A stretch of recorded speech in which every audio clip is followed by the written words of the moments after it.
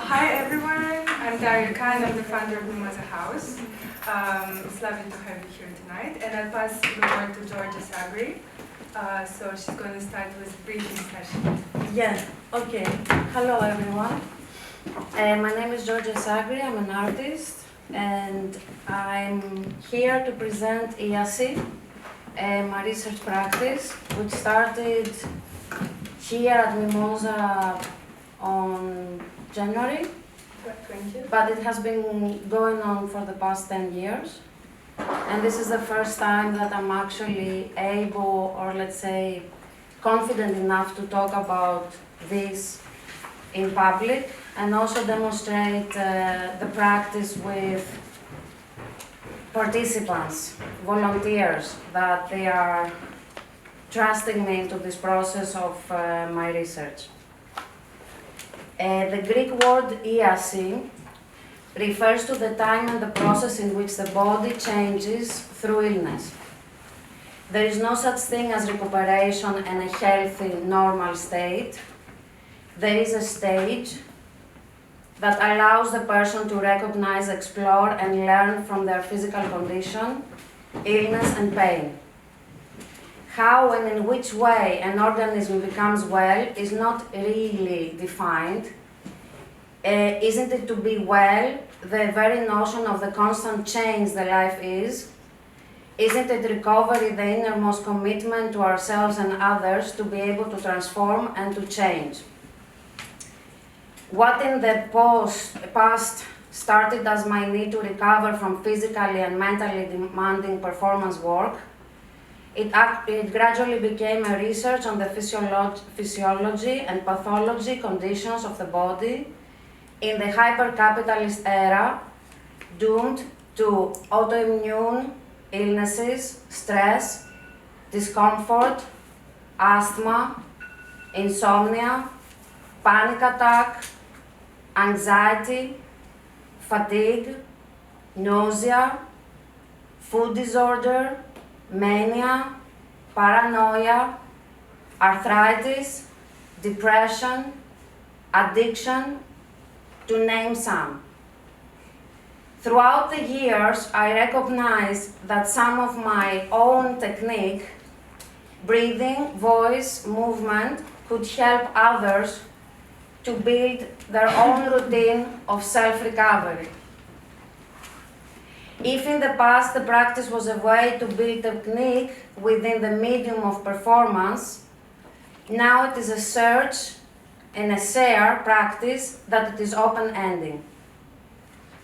The diaphragm is not really an organ, but an interior muscle.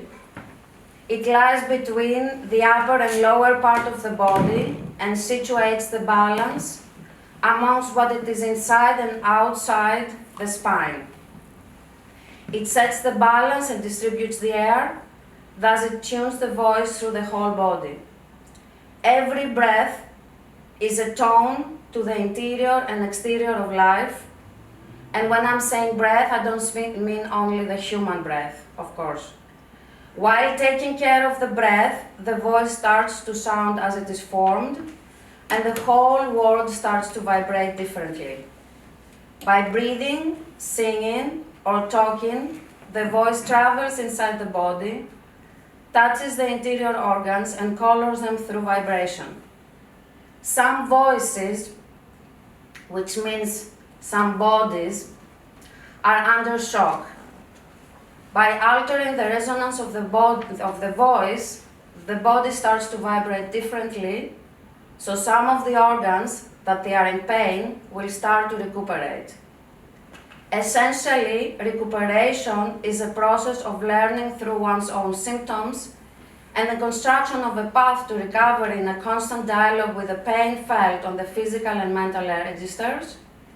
And because of the openness and the particularity of the question how and every one of us will be treated during IASI remains always a veritable adventure.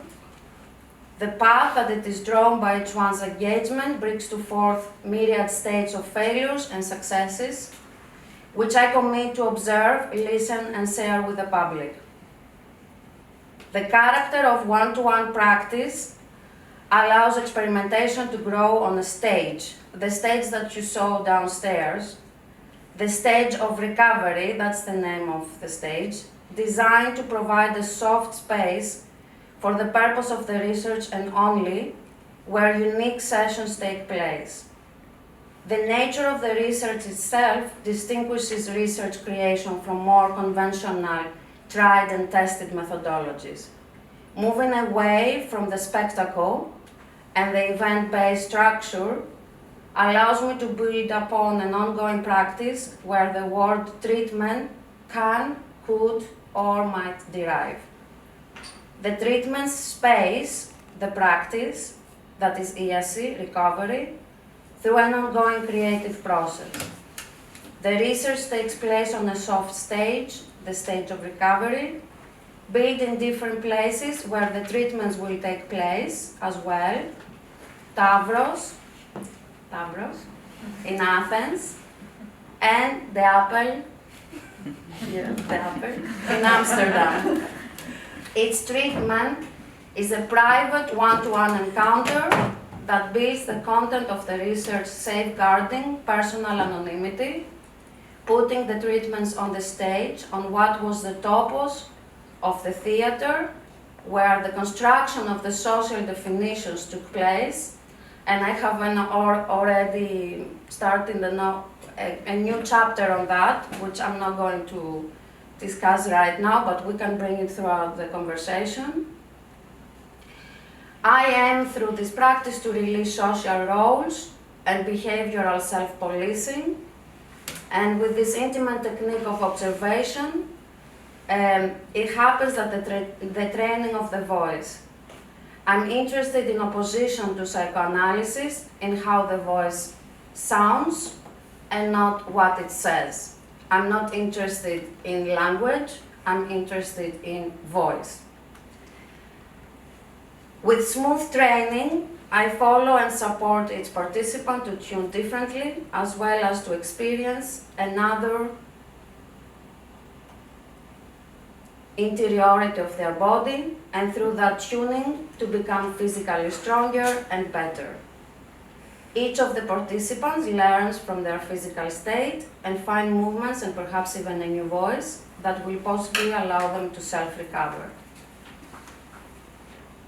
The documentation of the individual treatments will be conducted with written texts, lectures, performances, in order to create a living record and to visually report the research practice and the content of the different case studies to the public.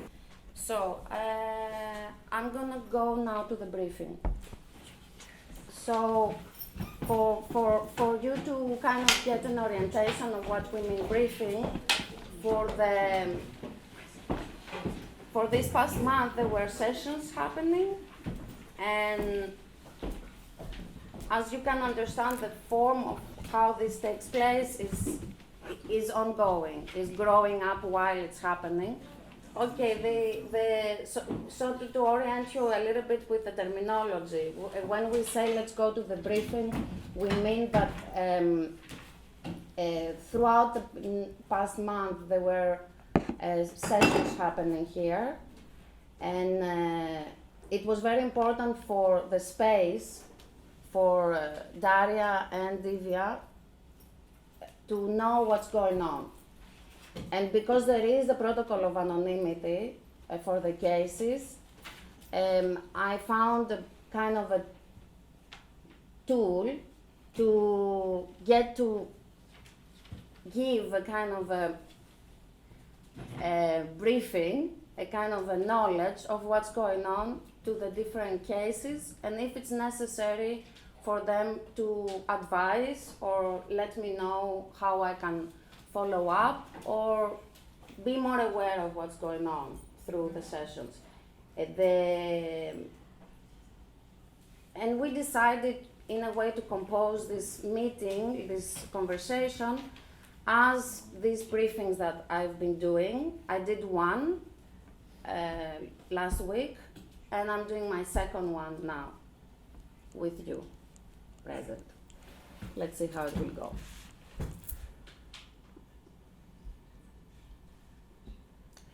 Case C. So I have split the cases in 3 parts. The first part is the expression. What's the intensity of what it is expressed in the first encounter with the participant. Then the second part is the manifestation, which is what the participant tells me that their need to do the treatment. And then of course it is the field, the open field of recovery, and also all of the fields are open-ended. There is no finished text in that sense. So what you're going to read, what you're going to listen is an open text. It's not that it's finished. Case C. Expression. Fragile, tiny body, violence of the past and fear carried on for a while. Mother was losing her voice, cold father, abusive environment.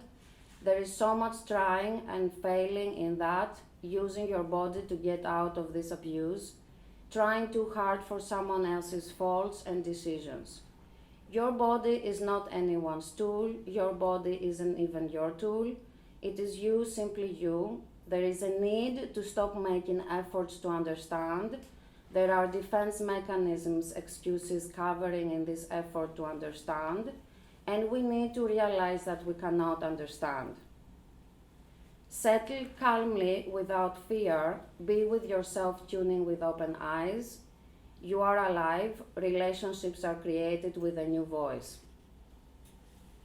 The body is betraying you, you told me, crying. We need to work on that. Settle calmly without fear. Own the knowledge you gained from all of this pain, building on taking and giving equally, breathing in and breathing out equally. Allow to breathe and to hold and to breathe. Breathing is not an action, it is to be. Hold is the action, your action. Manifestation. Sore throat, muscles are weak, the upper part of the shoulders on the right side is constant pain. The left side of the hip, of course it is in pain too. The right knee is in pain. The breathing happens mostly with pressure on the chest. Tired, not fully rested from the breast cancer surgery. Not so many activities, no more dancing, no more of the excessive activities. Socially isolated. During the second session I noticed that there is an issue with the balance of the head. The entire head is always leaning to the front, causing pain on the front part of the shoulders. There is an entire planet. That's one term created in the session. Word planet. I'm going to talk about it later in the recovery section. There is an entire planet on the backside where the head is joined with the neck, the shoulders, settled there on the spine for many years of behaviorism of defense. The participants stayed there on this planet for a long time. They need to leave it back. They need to go away from this planet. They need to get out of this planet. Recovery. Come. Hi.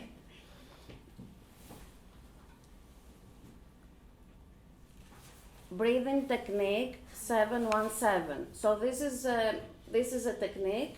We will not discuss. We can discuss a bit about the technique, but I don't think in the conversation right now is important. It is one of the techniques, of the breathing techniques used during the session. Breathing technique 717. The form needs to take place with gentle pressures on the front part of the shoulders when laying back. The participant realizes that the breathing is not action, it is to be. To be is not a work, it is just to be. The unique conditions of the organism is not what it does, how it functions, what is their work, but that it is simply existing in its full potential. The stress, the sore throat, the defense posture of the body, the voice that sounds childlike, made, seems that there is a gap of development that needs to be worked on fully. It will happen before it's too late, before the participant will become sick again. We need to work on that planet, again the word, that it is stuck there on the back of the neck. We need to lower the chin, balance straight the head to the shoulders, soften the hips, soften the knees, and open the chest. The head needs to go back to its place, not to front and not to back. The diaphragm will strengthen the posture and the balance. The breathing technique needs to happen with the 7 inhaling and the 1 to be a roll, and the 7 to be exhale, the 1 to be a roll. Roll meaning like, like when you are a child and you're doing the rolling. When the participant is doing the roll, it will be important to not press the head to touch the knees. Actually, the roll, when the head goes front, the tension needs to come from the middle part of the head. Still, the shoulders need to be open and relaxed, and when coming back to have enough air to exhale, when they are back to the first position with enough air to inhale and roll, and then exhale, and then roll, and then inhale, and then roll. The term planet arrived during the session with the participant. We had a discussion on that. What could it mean, this word, in the context of the treatments? Planet is a behavioral adjustment of the body towards the surrounding. It can be developed during childhood or in the early years, and it becomes a custom for the body, even if it is creating physiological and pathological state, that the body, in order to continue its purpose, which is to exist, to live, it will eventually normalize something that it might be deforming itself, its own existence. In the case C, it is clear that the extension of the head to the front creates pain on the right shoulder, on the left side of the hip, and it is creating problems with digestion. In connection with the, let's pause the end. That's the case C. Why I read this one? First of all, because it has one term which it was found through the session, and also because it's a good way for us to sort of get to have a full understanding of how the research is built up, because it's not built up through discussion with the participant. It happens through the techniques, through the training, through the development of the voice. And the development of the voice can happen through the taking care of the breathing. And also to understand the breathing not as work. Do you want to tell us a little bit more about the breathing, which I think is a key?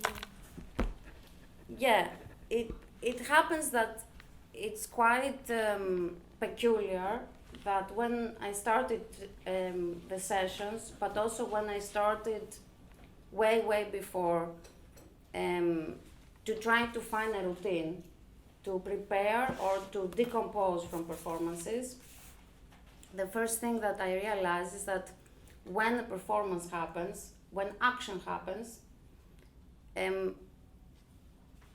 if you get aware of the breathing, then you realize more the action.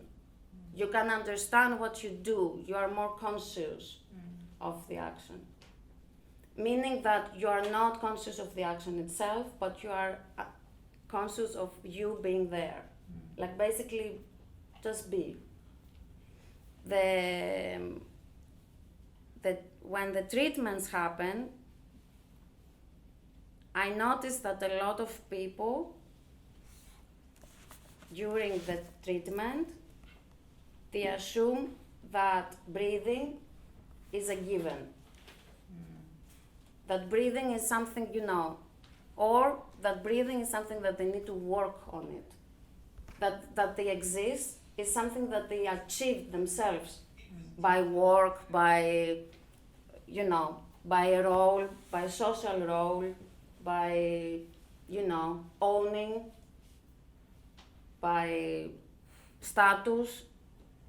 So the moment that we enter in that state of the stage of recovery, which the reason that it was built in that way and I designed it that way is because I consider that the stage is everywhere, that we are constantly on stage. Like we always perform already written social behaviors, and there is not any space for us to just be, without necessarily proving all the time that we have to do something in order to be. So the stage, the soft stage, in my opinion, gives time and space for the participant to realize that they don't need to prove anything to me to be. They can just be. And then through that, we start working on the breathing technique, which is the base also of establishing the voice, working on the voice. All the voice techniques start with the breathing technique. You cannot build voice or, let's say, exercise the diaphragm without breathing technique, without realizing that you have an interior muscle that gives you confidence enough to open your mouth and take air out with not necessarily that sound making sense, which for me is very important, because the voice is not the one that is speaking. The voice is the one that is exhaling, that it is breathing, that is making sure that it is here. So the voice is not what we say or what we understand, most of us, when we say the voice is like someone speaking. No, it's not someone speaking. It's someone breathing. So a lot of people are muted completely. They can speak wonderfully. They can be the best people, they can be brilliant, they can be creative, they can be convincing, but as bodies, as voice, they are completely muted. They are not themselves. They speak someone else's voice. And through the pain, the body basically alarms the person, because it's also neurological, in a way, neurological state as well, because mentally, a body that it is not of someone's, it is not owned anymore by that person, needs to have a kind of a signal that something is not going well. So for me, pain is not always something that is so demonic, that we say, oh my God, I'm in pain. Yes, but look, something's going on here. Probably, you need to figure out what's alarming there, what is going on. And through that, open a conversation with that and find ways to learn out of it, to learn something out of it. Of course, through the medical, apparatus, of course, pain, it is the first thing that we try to avoid, because pain, it always goes back to the register of something that it is unknown. It is an unknown, it's an endless unknown. Pain is it's the unknown. So we have learned, in this society, that we have to know everything. And I don't think that we need to know everything. I think we need to be curious about things and to work on them. So basically the whole practice, in that sense, is based on curiosity. But in curiosity on something that is so demonic in our society, which is the pain, which is the illness, which is all the things that basically we try so hard to avoid and to cover, you know. The pharmacological industry is based on this concept. And I'm not negative about the medicine, but I'm negative of not being any more curious and not being creative about what's happening to us, and trying always to be in this kind of perfection. So when there is a perfection, there is pain. When there is hyper perfection, there is more pain. So here comes the need to recovery, which means the need to be curious, to be creative, and to be able to understand that something's happening that can make us learn something out of it and develop and change. I mean, it's so good to change. You know, why we need to be the same? We don't need to be the same. We need to change all the time. And that's what happens with the body. The body is changing all the time, every second. So we suddenly become this kind of flat personalities, in that sense, like, you know, yeah, the two-dimensional, but also we feel two-dimensional. So the moment that the diaphragm technique starts, slowly we realize that we're actually, you know, we're fully like around, you know, we're like three-dimensional, and some of us we can be four, you know, because you can have other senses that you blockade in order to you know, be flat. Okay, yes, but where can you go with this flat? You can be functional, but that's it. And then everything that you feel becomes pain, because everything you feel is not supposed to be there. You're not supposed to feel. Can I ask you, it's something that you said earlier about space and maybe time as well, and the kind of space that's created in a situation where you're in front of many people, because a lot of these techniques you tried to share them first for Documenta 14, right? Yeah. With a group of collaborators, and then you made the decision to actually shift to very direct one-on-one sessions, and the debriefing is for the institution that supports this to learn a bit about it, but the full sessions are completely private. Yeah. And at the same time you said that there is actually a more public dimension on the one-on-one encounter than when you're in front of a lot of people, and it sounds like almost like an impossibility in physics or something, and I thought you could say a little bit more about that. Yeah. Because it seems key for this idea of how the stage also is a political space. Yeah. I guess what I was saying, it was that it is a matter of scale. During performances that they take place in public, or let's say any kind of a scale that the accountability of the action itself,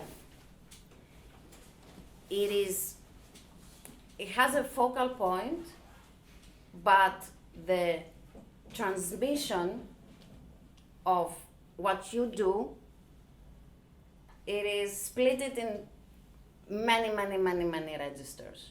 You know, when you do a public performance, when you do a public action, the importance of the public action is that the register is so much spread that there is a possibility that the feedback doesn't return to you. it goes so far, that it is becoming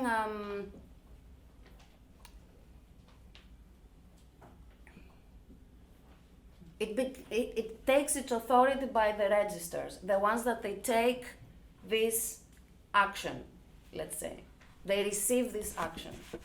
Okay, many times in performance pieces when I would do in public, this might have happened, but it happens in the duration of years. So I cannot really have, let's say, the feedback that I get. It ends up feeling to me that it returns to me, but it returns much later. And that's for me on the scale base. It doesn't have, it feels to me that it's very limited. Because I don't want the return, the feedback to return to me. Never when I was doing performance piece, I was doing the performance piece as an individual. I was always doing it as a member of a collective. Always. And for me, like this terminology of performance, which is a terminology that comes from like an event, like from the event and the spectacle register, which for me, of course, it is a Western perception. It's not really coming in other, let's say other traditions don't have that. But in the Western, let's say Central Western idea, we assume that the performance happens with the singular focal point, which is the one that is doing the performance. No, this is not the point. The point is that the scale is important, that the registers are so spread and they have such a time span, and they're owning that action in such level that it becomes theirs. And that's for me extremely important. But the one-to-one sessions, the commitment to one's body in the fragility of stage, the soft stage, it is to me more public than the public performance is, because it has the commitment of that scale, which makes it even more prominent that what is built in the session, it is owned to the person that is doing the session. It's the participant that is building the session and not me. So it's not a performance in that sense, in like the traditional sense of it. It doesn't happen to be shown, it happens, or to throw the, to do the action, to be given the action, but it's already the action, it is ours. There is no negotiation in that. And that's for me very, very, very, how can I say, this is me. This is what I do. This is what I want to do. I don't want to prove the action that I do the action, the virtuosity of the action. I want actually the people that they participate, and also the action that is taking place, to be already given, already ours, And it's not mine, and I give it, and it's not theirs to return it to me. There's no, in that level of like this kind of exchange, in that sense of like interaction. Capitalist, I will give you this, you give me that, okay, Expecting a result. Yeah, also expecting the result, yeah. also something that we talked about earlier is that very important in this exchange is that there is no monetary exchange Yeah. also, and that's a key factor in this Yeah. relationship. Yeah. Also, that I don't assume that there is going to be a final result. And in the performance, it's what can we do? And therefore you're free to experiment, Yeah. to keep on experimenting, Yes. to not concluding Yeah. fixed opinions or judgments, Yes. which allows more of the IASIs. Yes. Of course. In terms of how on the soft stage, like the autonomy and authority is returned to each case, no? I'm interested to know more about when you mentioned that the soft stage is kind of a opposition, like the opposite of the panopticon structure, and the panopticon which also derives from amphitheater. Yeah. And so I'm curious, how did you how does it function, and how does this process work for you in its material representation of the stage being altered and soft in opposition to panopticon? It's just that because I didn't read that part of the amphitheater, which is like a whole chapter of the practice.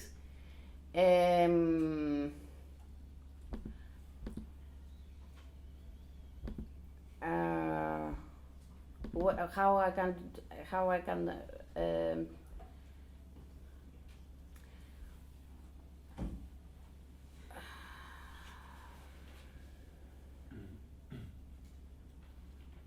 Maybe try and paraphrase. So, what you've written. yes, for example, we know that, to go into this, because it's very close to the conversation about action and also the scale. So, action is basically, the way we understand action in the context of the theater, we understand it always with this form of the basic theater form, which is the amphitheater. The amphitheater in the Tavros, the first theater that ever was built. The amphitheater existed in the campus of Epidavros, which had not only the theater, it had also the temple and also the healing center, Asclepios Center. So those three, we have to understand that they have many centuries being very much connected, and it's also the representation of the state. Mm-hmm. The state, it is the theater, the belief system, and the healing. And also the beginning of democracy. And This yes. coincides. Yes, so the beginning of democracy, it is also the beginning of the theater. The way we understand the state, it is the amphitheater. So I want to explain to you that a lot of philosophers, like Western philosophers, have been using amphitheater as like the epitome of like the democratic form. I disagree with that. I don't believe that the amphitheater is the form of the democratic, the perfect form that shows us all for centuries that this is democracy. Actually, the opposite. Amphitheater was built as an educational, pedagogical tool of the state. It is the first panopticon form that Foucault talks about it centuries after, and we need to deal with that. We need to understand what is that. So in order for me to be able to form this practice, this research, it is to unravel this form, the amphitheater, meaning to be completely against that way of control, which is a form that the actor, when speaks and acts, feels to me as a spectator that it is my own words. It is the sound of it, the acoustics of it, doesn't make any of the people participating to the performance, because the stage of the amphitheater is not only the focal point, it is the whole form. That's what I was saying when I was saying that we are all in a stage. We are all in the amphitheater, all of us. So we are participating in this control and the power structure that it was, of course, beautiful, spectacularly, amazingly created during the creation of what we understand, the state and democratic. So you're insinuating that the words are scripted in a way? Yes, the words are completely scripted. And of course they are completely scripted because pedagogically were formed, the social constructions, the social roles were formed in that place. The way we understand women, it is because women were never on that place. They were not allowed. The women and the slaves. The slaves back then were not the slaves, were the workers. So, hello. So, either you're going to be part of the amphitheater, you play correctly all the social roles, or you're going to be excluded. Either you're going to be, by definition, outside of this, or you're going to try so hard that you're going to be probably like ill, have pains, you know, and then you have to go to the healthy center. You know, that's why all of these structures were together on this campus. There was a reason for them to be there. Or you're going to pray to God to give you, you know, to give you something that you don't have. What? You know, the blessings or the intellect, you know, the cognition, to be the perfection of that role. Yes. Someone has a question. Can I? Yeah.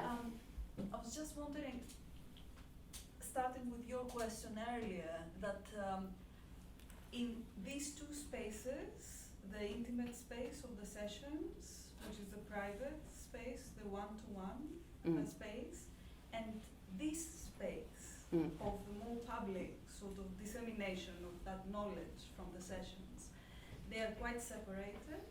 Yeah. And they make necessary exactly the element that you're not less interested in, which is language. Not as utterance, but language as text, you know, the briefing, etc. And it makes it quite a prominent element. What do you mean with that? Do you want to elaborate? Is it a question or it is a... I was wondering if it is a conscious thing, or if it is something that, you know, you're working through. So, for example, what is happening now is exactly the prominence of language, of speaking, of explaining about these other private sessions. You know, there is a distinction, because I'm very familiar with your performances from the past. They have this very strong visceral element and bodily element and all the things that you mentioned you're interested in. And now the necessity, because that space is sealed away from us, we're not participating in that. Some they participate. Yes. Some they participate. Yes. Maybe makes it necessary to, you know, to have this sort of like a report, this explanation, this kind of, it's not a lecture, but it takes this form, the form of speaking about it. Yeah, I need to speak also, like, yeah. Yeah. I think that in this moment, for me, after working on this for almost more than 10 years, 15 years, let's say, it is the moment for me to speak about this. This is the moment for me to actually set my tone, not my tune, in regard to performance, which is a medium that it is in the heart of my practice, my artistic practice, and to be able to communicate the experience of my commitment to this medium, which is an artistic medium, that gave me information that could be viable to other disciplines. That is maybe the discipline of politics, the political register of what this could be, the reversing of the amphitheater. You know, none of my works haven't been socially engaged. So this one as well, it is very much like that. It's just that I now, in the moment where I'm able to speak and to write about what I believe, what I think, and I'm very, very excited about this. And to be able to form language, to go close to language with my own terms. That's it. That's the only reason I'm doing this. It also maybe puts language in a dialectical relationship to other things. It's not this kind of totality where in psychoanalysis you have the talking cure, so the healing happens through language. Politics happens purely through language. People listen to, supposedly, but it's not the case, to what is said instead of the voice. You know, what does it mean?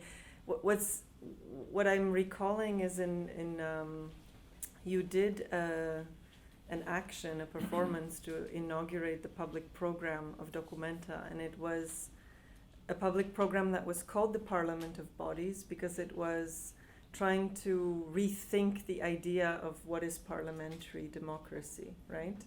And to think about what does it mean to have a parliament of bodies? It was a hanging question, and Georgia made a performance that was called Attempt Come.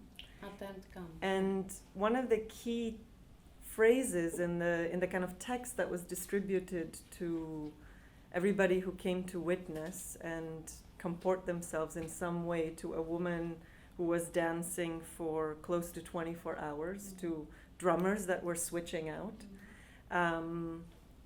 was like, come vibrate with me, right? And there's this kind of amazing eros in that phrase, which I think goes far beyond what kind of discourse can get at. But you need discourse to also take that leap, maybe, right? Those are words. They're written in language, right? So it's maybe not to, like, I think it's maybe important not to completely treat the language voice situation as a zero-sum game, but to understand the dialectic, the dynamics between them in some ways. And I'm curious if you can say something more maybe about voice and vibration and this invitation to what does it mean as a political horizon for people to vibrate together. And I know that's hard to probably talk about, but maybe we can try, because I think it seems like a key in the difference that you're trying to create, or the change that is kind of being imagined. Yeah, I mean, we have learned quite well throughout our development as societies to speak about our emotions. That doesn't mean we are emotional. Yeah. Meaning that we are not intellectual, we are not emotionally intellectual. intellectuals. Or Intellectually emotionally developed. intelligent. Yes, we haven't developed emotionally. So what we speak is we express something that we don't know what it is. We just know very well to talk about it. I wonder if that relates back to the amphitheatre, to having words scripted, where you're playing out a role and you empathize without being able to actually necessarily instill it yourself. Yeah. Or there is, in my opinion, a time to recognize that there is a limitation in the voice. We've been limited in our voices. And one of a beautiful thing that, some of us have experienced in political protests, it is that when the slogan is gone, you still can feel the voice. You still can feel people's presence, and that's not something that you learn, It is the breathing that you are listening. It's not the slogans. And it's also the very fact that at that moment you are part of something that you cannot certainly control. You just given up to this, which is another person's being there. There are thousands of people being there, and you are part of these thousands of people being there. But this people is not a particular people. All of them are unique. That's insane. And that's for me amazing. That's what I mean with the voice, because every voice, as every organism, it is unique. There is no similarity. Of course, we can mimic voices, but that's another technique, to mimic someone's voice. But exactly as with the textural fragility and uniqueness of each one, and I'm not talking only about humans, again, I'm going to put a parenthesis. There is a unique presence, unique existence, unique life. So in the moment of the protest, you realize, oh my God, this is going crazy now. I'm amongst these people. I don't know anyone, but I know everyone. In that sense of you are co-breathing with. This is what I mean with the voice. It is quite prominent also that we can speak, but that doesn't mean that we speak and we use our voice. Maybe also in this conversation, because I feel stressed or because I'm, it is the first time that I'm presenting this. Maybe my voice is not my voice. Maybe my voice is a bit tuned higher than it's supposed to. When I feel a bit more comfortable, it might get in my voice. So I'm sorry that I don't use my voice. When I will feel comfortable, it will go there. That's what I mean.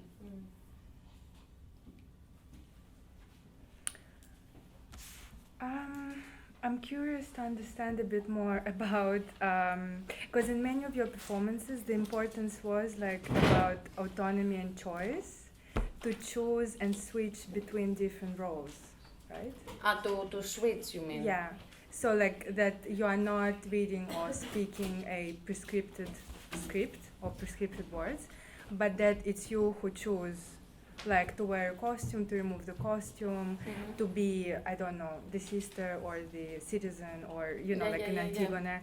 So I wonder if this makes sense in thinking about what happens to autonomy of this person who goes on the soft stage. Or, so are they given choice to choose and switch between the roles, or like there is this process of transformation and finding this just being state, just be equals breathe, this uniqueness, as you say? No, in the treatment, the point it is to first of all recognize that it's something else to speak and it's something else to have a voice. It's something else to have pain and something else to how you feel about the pain or how you think about this pain. There are other also developments of participants that there are cases that a participant might want to really work on their voices. They feel that it's weird, you know, that they don't feel comfortable with their voices. And I think this is very common. And then actually. through that, you know, other things can be unraveled. Other things can be found through that. You know, very recently there was a participant. It was now, like after 1 month, that there was a clarity, like let's say in the session, and we said, okay, now we're in a moment of clarity. We know for sure that, you know, you are tired, you're just exhausted. You're fed up, you know, this kind of thing that we feel sometimes, but if you have it chronically, that you feel fed up, of course you will feel very strange about your voice, because you don't have any voice. I mean, you're exhaling, I'm telling you to take out your voice, and you sound something like, of course, you know, of course, there is something that I'm interested and curious to see what it is. This fatigue, this social fatigue, you know, because it's not only that participant that have told me that. There are friends of mine that have told me that. And now I realize, oh my God, maybe, you know, if I tell them to exhale, they will start sound like that. Maybe I'm not gonna do that, at least for now. But you know, like this fatigue, like this fed up, this like, oh. This creates a voice like that. And that for me is important to allow the transformation of that into something that it is aware of its condition, first of all, and find ways to take care of that. To not consider something that it can go away with just a pill, like an antidepressant, or like with a sleeping pill, and then because you wake up like and you have slept 8 hours and you look at your watch and you say, I slept 8 hours, I must be good. I must feel great now. And you don't feel great, but then you pretend that you're great and blah, blah, blah. I'm saying we need to figure out, because maybe you have put your whole ambition, your ambitions as a person in the level of work that you don't have time to see actually what it makes you to be you. Classic syndrome. Classic syndrome, everybody has it. And if they don't, I mean, I'm sorry, I want to hear how they did it. Because, you know, whoever, because it is a symptom of our, you know, societies to create perfectly functional workers. And I'm never going into that direction. Was never interested to be well-functional worker. I was always interested to be able to provide the knowledge that I'm filtering. Can Like that a creative, Oh, the sorry. praxis Yeah, of yeah. the artist is that. The praxis of the artist is not functional worker. It is a kind of a good, well-made filter or a bad-made filter. Can You know, it- like a filter. Yeah. A filter of some sort, you know, filters things, you know, brings them, you know, the praxis of the art is that, and I don't consider it a labor in that sense, you know. I consider it a praxis, a technique in the sense of the actual word, technique, to practice. Yeah. It's Hmm? just before you You said. wanted to ask Yeah. something? If you want. No, let's. I just want I can hold on to my I'd thought. like to When do you decide that the research or your practice is over? Because maybe there are someone who don't open, they don't say a word, maybe their tone is not, they're not able to tell you what they feel, but then you decide to finish your practice. Yeah. Is there any timing? What happens? I mean, I'm not so well skilled right now to say to someone what they have without telling me how they feel. At least in the first level of conversation.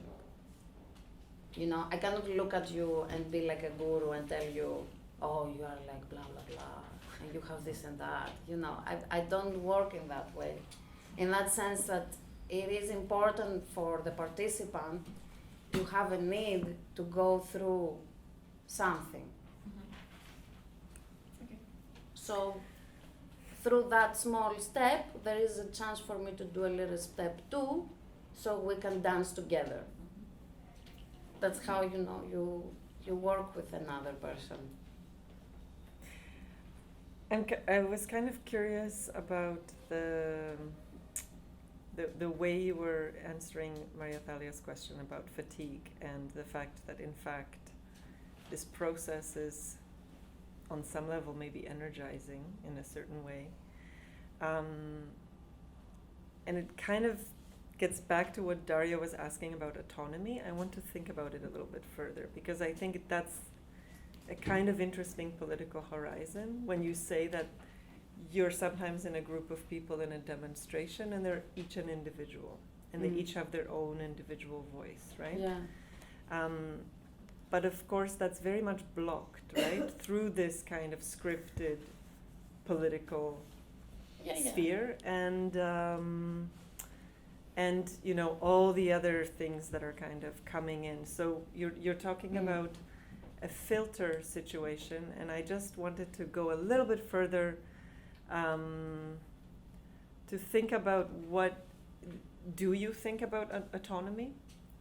A Yeah, lot. yeah, I know. That's why I wanted to get back to I think it. about autonomy a lot. I do too. But I think but you've not done. autonomy, Yeah. you know, because sometimes I think we do a mistaken translation of autonomy as individualism. Do you mean it like autonomia, self-determination, some Yeah, kind of? like Self-rule. yeah, Self-rule. self-rule. Like, but this self-rule doesn't mean that it is, you know, self-rule through the condition of the self-rule of others. Mm. So never in terms of overpowering somebody Yeah. so you can rule So yourself. you can rule but on your yeah. own. It's not like a one you know, one person's game in that sense. You could also say it in that sense of you know, I've been always saying in other occasions as well when they're asking me, you know, about my practice and all of this, and I will say my main kind of program in my artistic practice since quite a long time now, it is this need to change the concept of opposition. Like the change of the concept of the opposition, meaning that philosophically, politically, economically, we have based everything through binary. Dualities. Yeah, through duality. In order for this to be, it needs to have something else, but the something else needs to be the opposite. No, it can't be the something else, but it can be the unique something else. It doesn't need to be the opposite, it doesn't need to be the same as you. It is something completely different. Great. In that sense, in that concept, my practice has been like my practice as an artist, my practice as an activist, my practice as a person, my practice, what I'm interested, is that possible? Is that possible for people to organize without the register of opposition? To organize socially, to organize relationships, to organize economy, to organize their lives, their relationships. Is that possible? So in that concept, in that base, what I'm doing with the practice, with the research practice, it is this. I'm basically working with a person that is completely unknown to me. And I will never try to know. I will never try to know. I will never try to compare to. I will never try. What I will try is to listen. What I will try is to navigate, to creatively understand what that other tells me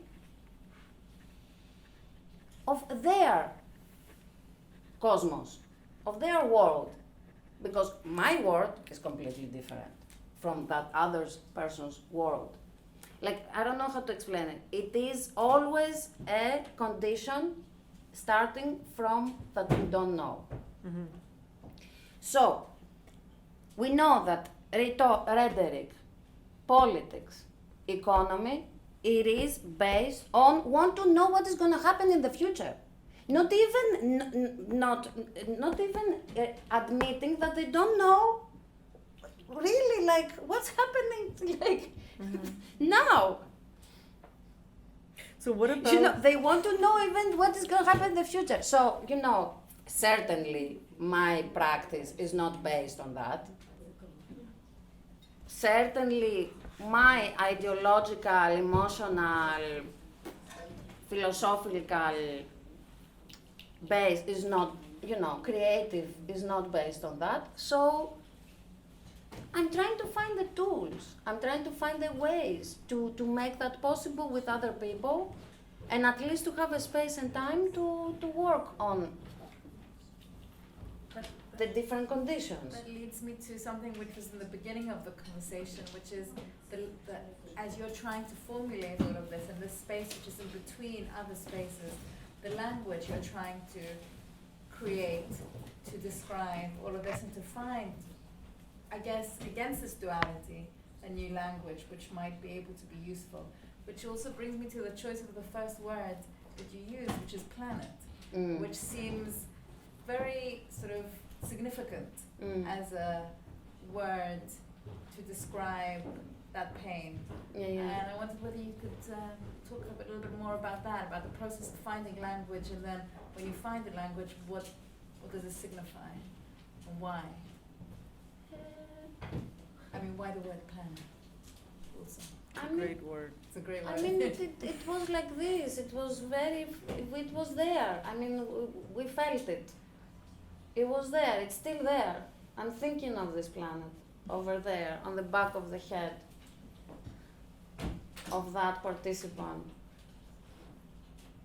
It was there. It was like a complete constructed fully developed other soma, other thing on top of the body, that it is another world.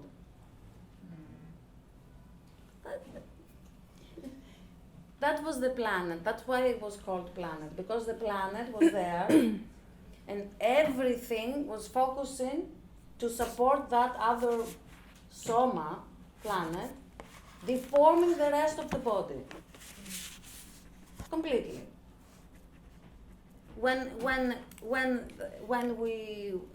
we found it, we said, oh my God, there's a planet here on the head. What are we gonna do with it? And then click, click, click, click, click, click, click, click, click.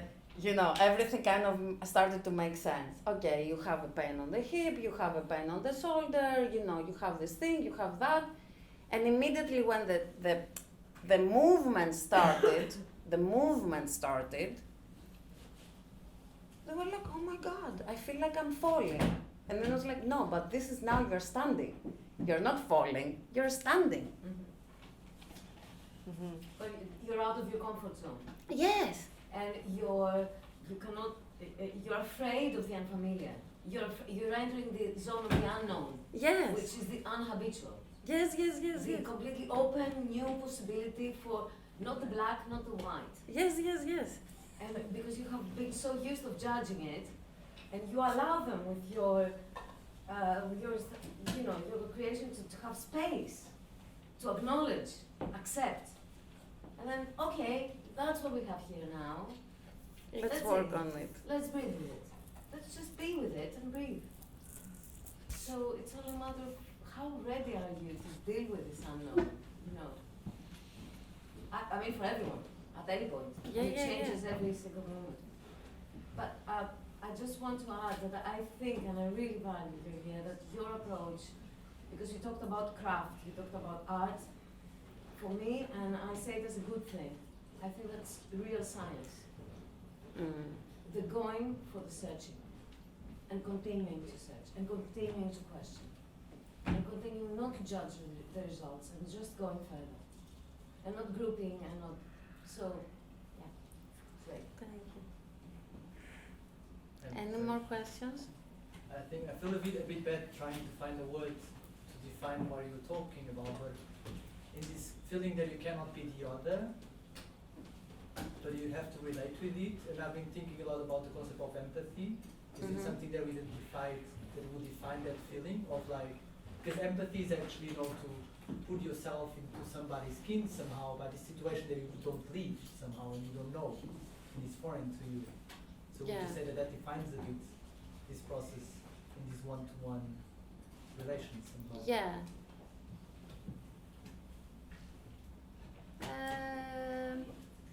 It's more like a compass. It's not empathy.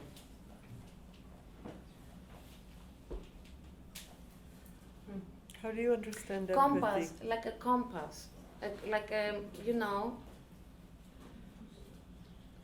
try to tune yourself with somebody. Yes, else, to tune with someone, but not to tune too much, and you become them. You don't want to become them. You want to be with them for a little bit, and then to be able to not be with them. In such a way that it is possible for them to be on their own, because it's very important. It's very important to feel at ease being with your own.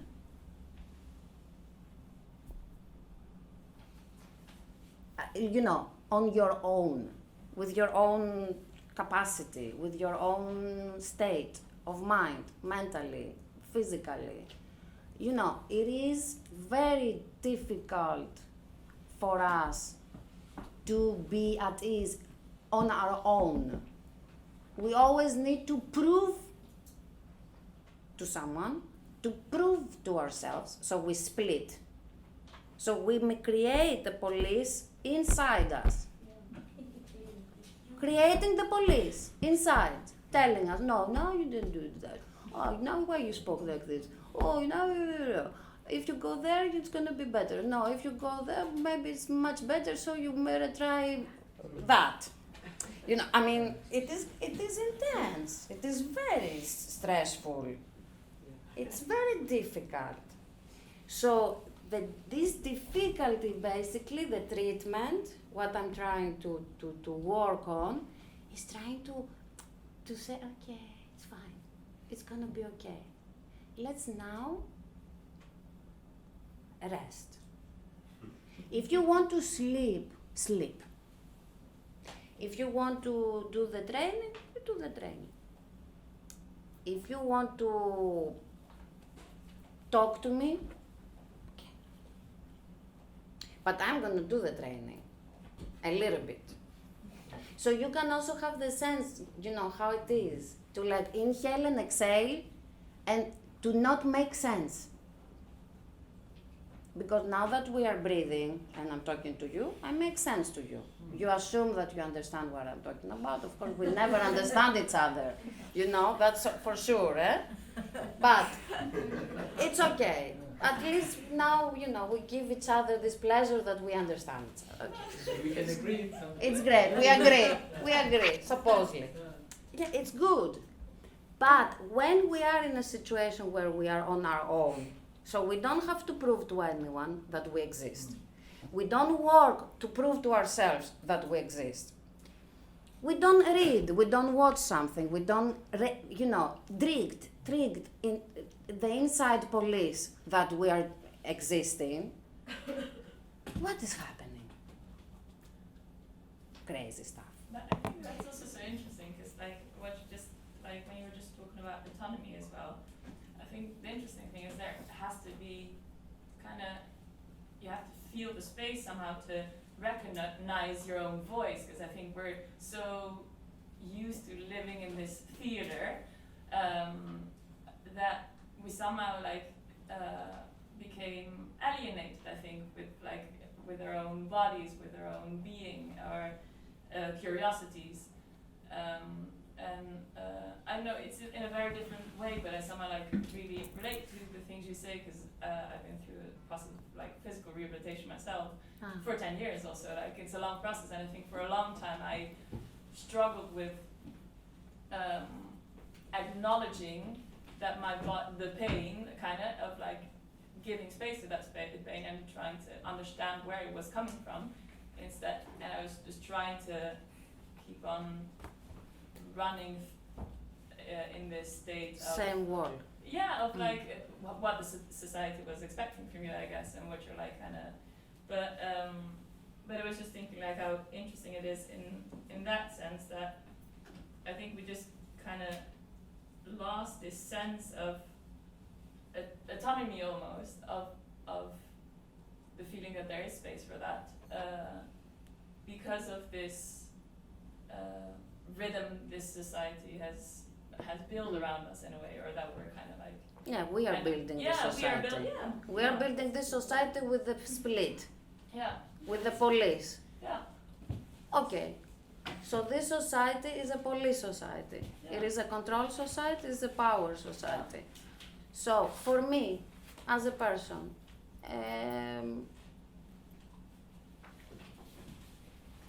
I saw how it is to fight in a social context, fight on the street. Yeah. I want also to fight on the bed, on the stage, on the soft space where there is a possibility of unpeeling this construction. Yeah. It's about recalibrating. The calibration of this one different person. Yeah. Can I do that? Am I allowed to do that? I take the leap. I jump on that ocean. I'm very excited. I'm extremely happy that I'm in this point right now, in a moment of social, political, economic sorrow. Not because things are not going well, it's because things are going very well, extremely well. That's because the reason I want to be curious to see, is it possible to consider on our own, at ease, what we are doing, what is happening to us, what is happening to our bodies, what is happening to each other, what is going on around us, what do we do about that? Do we do anything? If we don't do nothing, is there a reason? Stuff like that. Because if someone doesn't do anything, anything for a hurt shoulder and takes a painkiller, what does it do if there is a bomb a few kilometers away? Nothing. And that's for me what I'm working on. It is, very clear. I'm very capable of doing that work. I want to do that work. That's how I get the capacity, because I want to. So I'm happy that I'm here in London, where everything started, to say that we have a possibility, one after the other, one with each other, to change that policing state. Can I just ask, because initially how you described the sessions, it sounded to me a bit like meditation kind of techniques, like letting your body go. But The breathing. Yeah, especially, but now after the comment that you made just now, I think it made very clear that because at first I was about to ask whether you see any difference between what you're proposing and meditation techniques. But now, after you've said what you've said, I can see that there is something quite different from like proper meditation techniques in what you're saying. And what it is, I'm just guessing, but there is this interesting combination of like the individual thing that like goes within the meditation and the social thing, like the social aspect that you mentioned. How would you combine the two within the practice?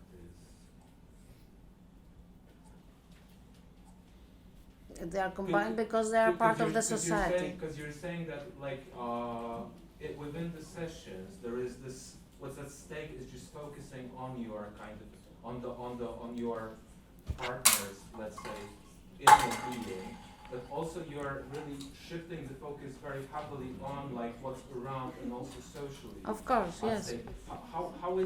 Where does that line go? It's changing according to the participant.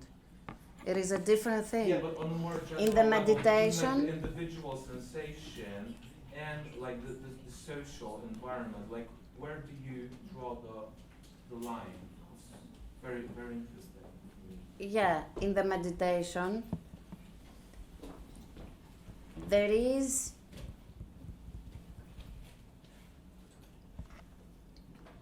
in some meditation, let's say, we get into the point, or we say that you need to go into the point that you see your thought as clouds, okay? You see the thoughts or you're thinking and you let them pass. Floating, yeah. Okay. I don't think that this can happen in our society so easily. We cannot say, oh, I have my thought and I see it passing by as a cloud, because we are the thought. We are completely constructed with this thought thing. So even if we are thinking what the thought is thinking. It is the double, it's a folding of the thinking. So I don't think that we are in a such state to meditate and to recognize that what we are thinking and we see in the meditation as a thought, it's the thinking. It's not even the thought. It's not us thinking, because we have already constructed through thinking what we are. So in the session, I'm trying to not assume these kind of things. To not assume that if I sit down and I meditate, that I will be okay, or I will be conscious of my breathing. That's not true. It doesn't happen many times in meditation. For me, maybe it happened like once or twice. Because meditation is hard. It's difficult. It's a difficult thing to do. Yeah, meditation is hard, but life is also very hard. Life is very hard. And I don't want to have more hard things. I want to have soft things. I want to have soft things. I want to be soft. I want to feel soft. And I want people to feel good. I don't want to put another extra thing that they need to do and they feel that they have been bad about it. They have failed. No more failures. Only successes. In that sense, you know what I mean. And failures that can be success. Yeah, like this kind of success of like recognizing that you sit down to do meditation and you feel you're having a panic attack. Because you recognize, yes, because you recognize, I'm sorry, but it's true. It's true. Yeah, because there's this kind of obligation imposed. Yes. You're supposed to be meditating. Yes. And failing inevitably. Because you're waking up again, another police. You know So what I'm is saying? this where the social component comes Yes. in? Okay. Yes. This is where the social comes. So if you are able to soften the police, Opa, David! You're here! David! Let me say hi.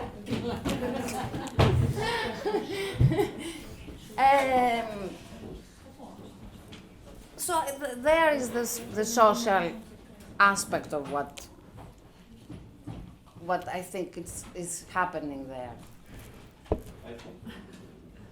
I'm quite aware of the time, so I wonder if we should talk a bit about the drawings. Oh, the drawings, the drawings. Yes.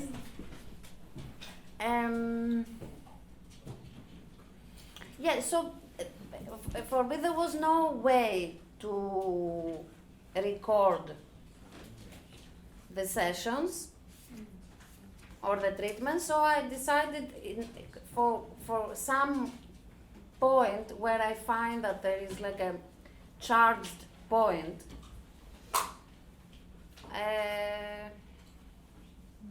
I kind of train my touch. It's like training of touching. And I'm also remembering the previous session, or like a session that happened that it was kind of important in that sense of realizing something. Each one of the drawings are different cases and different sessions.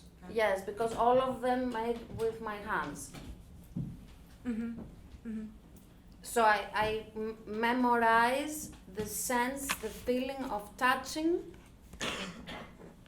through the drawing. So I know the cases by the touch, not by what they are, what they have, it's not. And So it's another way of understanding, which is not language again. It is not touching. Yeah. It is sensing. So it's like recalling, rememorizing like the touch you've applied.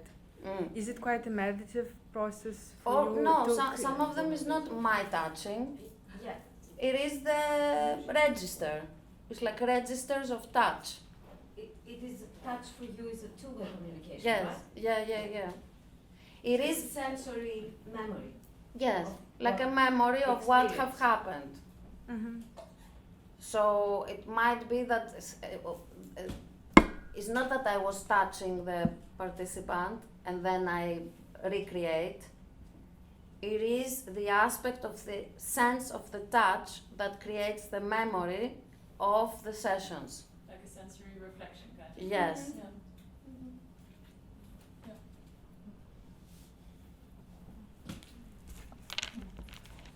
I like whenever you make a little note.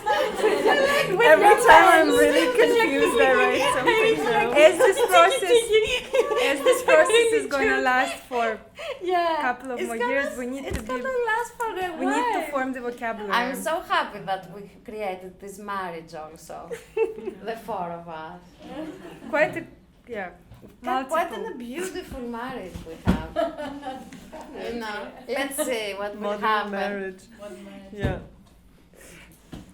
Do you want to mention a bit how the process is going to develop over in the next 2 years, and that it's like might even go on Go for more. longer? Yeah, even more from 2 years. Basically the sessions will continue until the beginning of March here with the particular participants that they have already started from January. Then we will go to Athens, to Tavros, with a new group of participants that now they kind of register and we're figuring out how many there will be and how this is gonna happen. And after at the Appel in Amsterdam, that will, I think, be a more kind of extensive presence from 2021. And I hope until then I will be able also to publish some of my reports. So these texts that kind of started reading you, they might be formulated or they will become actual reports of the process. And then the exhibition here is also you're going to keep adding some objects Of and course. drawings and Yeah, maybe yeah. reports. And too. performance. And performance. After all this, you will return to London. I think Or- there is an idea that I will return Right. in 2021 or 2022, Again. hopefully, and I will revisit the participants that I treat now in 2020. Right. Of course, with the experience carried from all the rest of the other experience participants of the course of the 2 years. So that's very important, what will happen.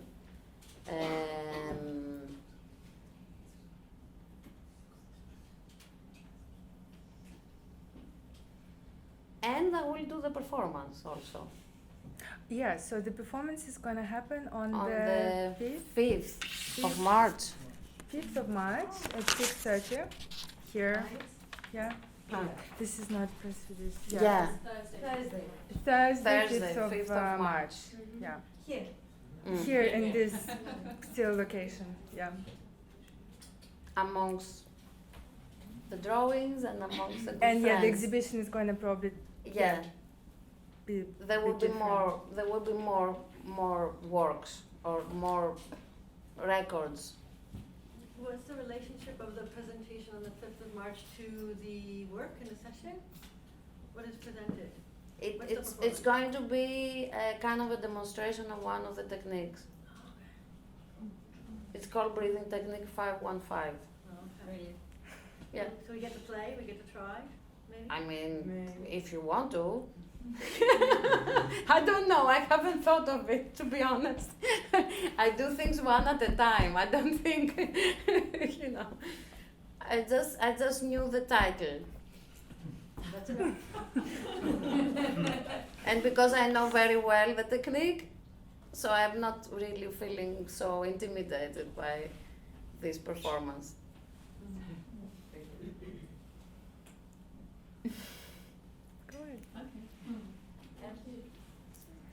Thank you. I- Thank you for hosting this.